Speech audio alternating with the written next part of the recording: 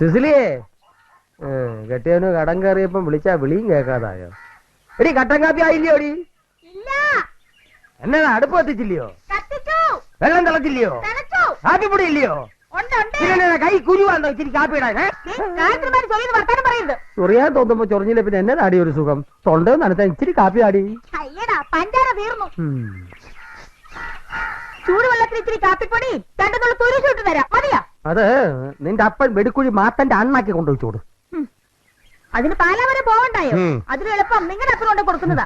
അങ്ങനെ കാമ്പ് എടുത്താൽ സെമിത്തേരി കൊണ്ട് ഒഴിച്ചാൽ മതി. ഒരു കാര്യം ചെയ്യും, ബാങ്കുകാരെന്നെ അന്വേഷിച്ച് വരുന്നതിന് മുമ്പ് കഞ്ഞിക്കലത്ത് തുരിശി അലക്കി നമുക്ക് 300 കൂടി സേവിച്ചേച്ച് എന്റെ അപ്പന്റെ കുഴി ചെന്ന് കിടക്കാം. അതാ നല്ലത്. ആ സത്ത പോടി. അപ്പച്ചാ കൊടുക്കാനുള്ള കാശ് കൊടുത്തില്ലെങ്കിൽ ഇനി പാല് തരില്ലെന്ന് പറഞ്ഞു.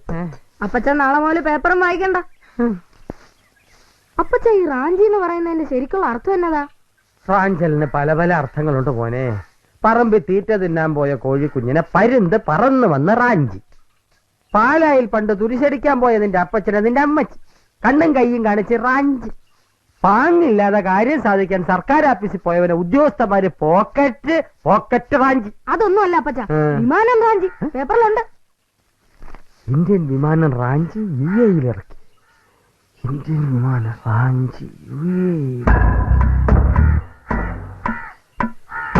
സുസിലിയെ കഞ്ഞിക്കലത്തി തുരിശേലക്കാൻ വരട്ടെ.